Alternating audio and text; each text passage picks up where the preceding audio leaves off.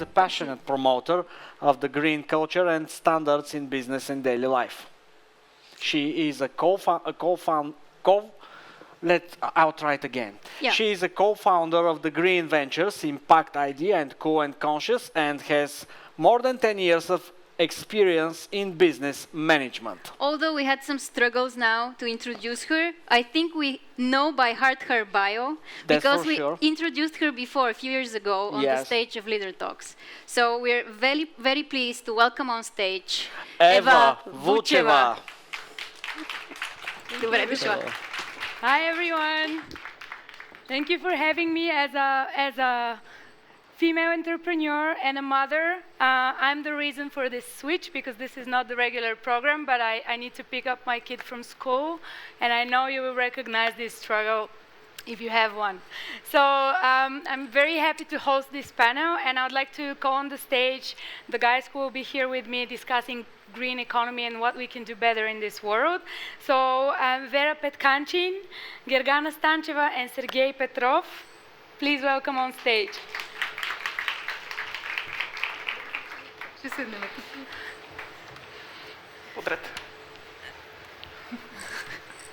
I was going to do like a short intro of everyone, but I want to start with Sergey, because he's the only male on this stage with us, and also he's doing the most important job of them all, keeping the bees safe, right? Thank you for putting me on the spotlight there. He's the co-founder of Pollenity, which is really great, and not only great as an idea, but great as something that we urgently need in this world company. Then we have Gergana Stancheva, who is tackling the problem of packaging and the problem of single-use plastic, and I'm happy to dive into that. And then a very important part, we have Vera, who is an entrepreneur educator who is focused on green tech and sustainability, and trying to empower more women in school and in university to start a career as an entrepreneur. So thank you everyone for joining this panel.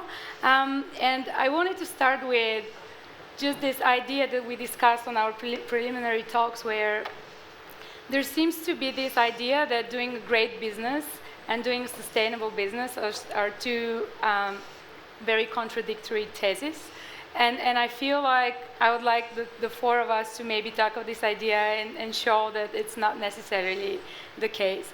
So because you all come from different backgrounds, can we maybe present each of you very shortly of what you do, and what is the reason of why you're doing what you're doing? So we'll start with you again. So I'm Sergey, an aerospace engineer who now by calling is a beekeeper. We're developing a sensor-based system that helps beekeepers care for their bees better. So we're essentially digitizing the beekeeping, letting the beekeepers leverage on the technologies that we're producing, and caring better for the bees, because 1/3 of all the food that we put on the tables directly relies on the pollination of the honeybees, yet we're losing almost half of the honeybees every year. So that's what we're doing. Yeah, awesome. When we had this discussion earlier, and we started talking about what's the impact of each of our businesses, and through my work with ImpaktID, we kind of realized at some point that there is great research in terms of the impact of every business on the environment, but it's normally presented in a way that people don't really understand it. So it is really mind-boggling to me when you say that if the bees disappear tomorrow, right, 70% of the food that we eat are going to disappear with them. And I feel like also maybe, Gary, with you, what is the impact of your business and what you're doing? And it would be great if you can share some statistic that is relatable, and so that we can understand better. Hi everybody, I'm Gergana. I'm the co-founder of LAM'ON, which is a biodegradable and suitable for compost laminating and packaging clear film. And about the statistics, each year we produce 78 billion tons of films, plastic films. That's now, I'm not talking about cutlery or bottles or anything else. Only the plastic that's used in films is that much. And it's not recycled, because it's really hard to recycle, it's hard to collect. it's usually that type of plastic that's really doesn't produce a good recycled plastic, so nobody tackles it. So we end up burning it, or it ends up in landfills. So yeah, we are covering everywhere, everything with plastic that we have no idea how to reuse and tackle in any way. So yeah, that's what we are trying to fight and what we are trying to push as an idea. We had this discussion where I said that I think recycling probably fails us big time, and you had a different point of view. But I really feel like the recycling technology is something that is not really doing the job that we expected it to do. It's just it's not a magic pill. It's not a magic pill, exactly. So it's not. So in many cases, when we see a recycling mark on a packaging or a piece of clothing, that normally means very little, right? Like it's very rare that you could actually recycle even the recyclable things. It depends on where you are in the world, meaning if you live in India, chances are it's not going to be recycled. If you live in Germany or the northern countries in Europe, it probably will be. Even in Bulgaria, we recycle quite a lot of plastic actually, so that's great. But again, not all plastic can be recycled, which is an issue. Laminating films, for example, that's the glossy cover on most magazine covers, almost all of the boxes. So that's plastic glued to paper or cardboard, and that's unrecyclable because nobody cares to separate them, and it's usually not a really easy process, and it's definitely not perfect. So not only are we producing plastic that we have no idea what to do with, but we're also wasting paper and cardboard, which is something we can recycle pretty easily. So and we need more complex solutions, and we need, just recycling is not really an option because it cannot solve everything we produce without an end-of-life strategy. It really starts with the resources, right? How we actually manufacture. That's the main thing. We need to stop producing things without end-of-life strategy because we keep on making stuff that we have no idea what to do with, and then we just throw it in landfills or burn it and then breathe in the fumes. So Vera, it makes no sense. Do you see, I mean, in your career and working with many young people, so can you maybe just give a short idea what you do? And of course. Hi, everyone. I'm in the field of education. I'm actually part of the Junior Achievement Bulgaria team. It's a global organization that works to inspire young people to become entrepreneurial and to develop the entrepreneurial competence. And since a couple of years ago in Bulgaria, we decided to switch our focus not just to entrepreneurship, but to green entrepreneurship, because what we realized, and I personally realized, and I perceive this as my mission in my life, is to really change that perception that business and entrepreneurship since the Industrial Revolution can be only a culprit and can be, of course, it has contributed a lot to all those really terrible things that are happening to our nature, especially this week. I don't know if you've been following, but there's been 3 reports, major reports that came out that just told us that we are not doing enough to stop the devastation of the biodiversity, which is actually the fundamental basis upon which all of us exist and our economies depend on. So I just realized at some point that what I can do as an educator is to really turn around by having this deliberate effort to introduce a green entrepreneurship program in schools that would really inspire young people to start thinking about a business that is green at its core, and of course first to be equipped with the knowledge of what the global environmental challenges are and the social challenges are, and then really to be inspired by examples like you guys, because Gergana is actually a mentor in one of our programs that we have in green entrepreneurship for high school students, and to really have those role models so that they can become the engine of changing the system. Do you see a lot of girls being interested in programs for entrepreneurship? Yeah, actually, in fact, in the programs that we do, especially on the high school level, I would say that girls are way more than 50% of the total number of participants, because very often our programs are as an elective, so it depends on you to choose whether you would like to participate in the program, and somehow they appear to be maybe at this age more active or more ambitious, and so I also see that probably in terms of I don't know, feminine energy, there is something connected to the care about nature that's maybe more pronounced in women. I can't really say for sure, but I think from one of the previous keynotes we saw some of the statistics as well that a huge number of social entrepreneurs are actually female.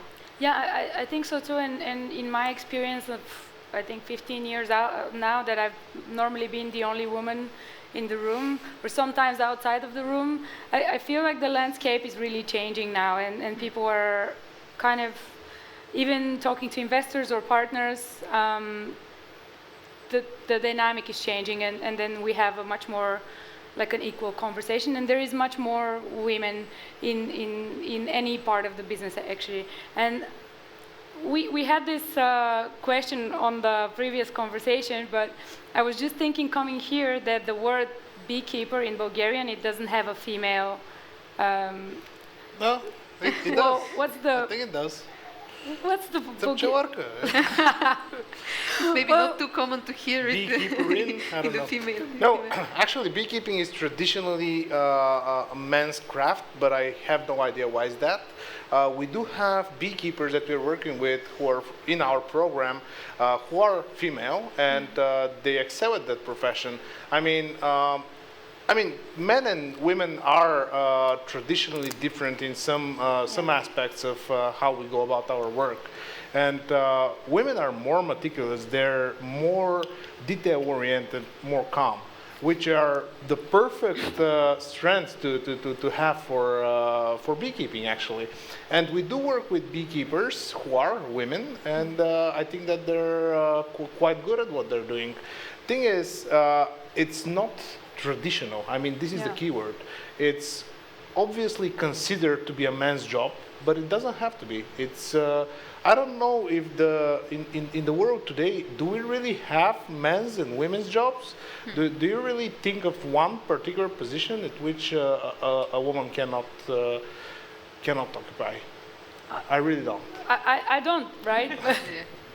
But I'm sitting on the other side. I think that the society changed quite a lot, and especially in the so-called green or sustainable business, I think there is many women, maybe because of the nurturing that we have instilled within us, we tend to be more interested in those businesses. I just read a Harvard review on the opportunities, the business opportunities that sustainable business opens, and sometimes we think, all right, the investment of turning a company, especially a global conglomerate of a company, into a sustainable business, that's a huge effort, both financially and, in terms of just people changing their mindset and reorganizing the whole structure of a company. But the research shows that actually the opportunities of switching to sustainable business practices are probably double, if not triple, to what we have now in terms of economy. And I was just wondering, Gary, in your case, because you were addressing a very traditional industry as well, right? The printing industry with one of your products. Do you see, what's the acceptance rate? Are people ready to address this issue?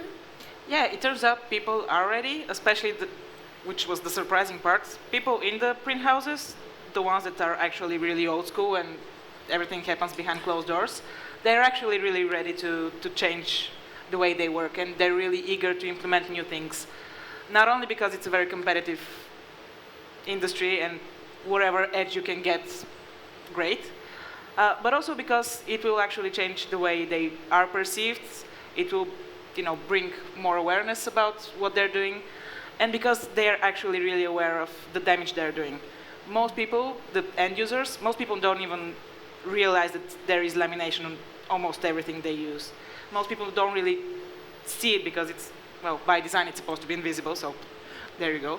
Yeah. But yeah, I think the print houses and the printing industry in general is really ready to make a change and make a significant change and move to a more green way of doing things. And now it's up to the end customer to, and I include myself in that as well, to get more educated, to start recognizing certification and what each mark means, than to push brands and to push government to make more accurate and more strict legislations about what is okay to be used and what is not.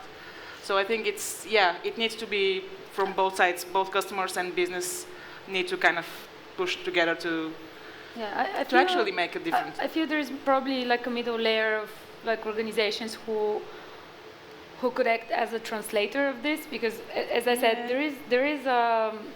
there is plenty of companies and big ones that are considered bad companies, like let's say global FMCG companies who print out huge pile of packaging, and then there have been actually plenty of cases. For example, Unilever with their tea and with the supply chains of the tea that they produce, and they've invested quite heavily in that. And the reason all of those companies start to think about investing in sustainability is not so much because of a moral understanding that the world is changing. Oh no, because it brings money. Yeah, because it brings money, and also the resources are not there, right? So if you're thinking long term, and these organizations really need to think long term, they realize that they need resources to produce, right? And they need to make sure. And I feel, so for example, in education, I think because people are resources in a way as well, right? What's the discrepancy at the moment between what the business needs and what the educational system gives as an output? Well, one of the gaps, the very big gaps that I see is, for example, the lack of information in the educational system about circular economy and the possibility of green jobs and a career, and very meaningful and also lucrative at the same time career in the field of green jobs. And I think our students are not really aware of those opportunities, and I think we need to do a much better job there, as well as on as I said, which is our main goal with our Green Entrepreneurship Program, to inspire at least a certain critical mass and a number of green entrepreneurs, so those who can really, be the engines and really push the others and bring about that change that we need, because we like to say in our office that we have just one generation left, and until 2050, if we are considering all the forecasts about climate change. So we really need to be fast, and I think one of the ways to do that is to really identify those people who can be the leaders and who can be the entrepreneurs and the ones who are going to come up with the solutions. And because the topic of our panel is beyond tech, I just wanted to make a reference that tech is a great enabler and a great amplifier, but sometimes I have the feeling that with tech we have solutions in search of a problem, and what we need is actually an understanding about real problems and people to start, working on the real problems that are there, and these are really ample in the environment, in the social sphere. And I think, if we inspire young people to find their mission in these sectors, they can have a really great contribution, and they can come up with the solutions that we so badly need right now. Yeah, I agree. I mean, the technology is already there, right? In terms of recycling and different types of new materials that are coming up.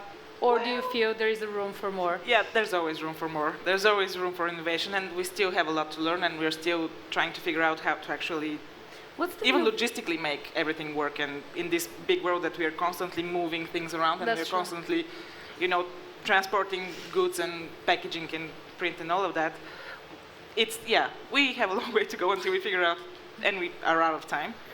But yeah, hopefully with innovation and with actual work on the ground and really, what you said, understanding the problem, we'll be able to move faster into solving it. Sure. And what is the acceptance rate, or like the innovation, so the digitalization of such a traditional industry look like at the moment? Well, everybody loves it. I mean, when you give a person the chance to get unprecedented data about his particular sphere, it's absolutely a God-given. But one of the things about technology is that I think that most of the global challenges that we have in front of humanity right now, they can be solved technically, but it's not the technology that is lacking. It's not the technology that is lagging behind.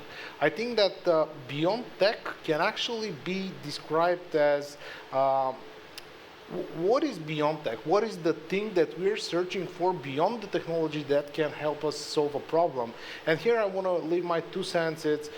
I think that the organizations of the future are those that are transparent, because as you mentioned, there are bad companies. Obviously, there are bad companies. These are the ones that are focused on the profit.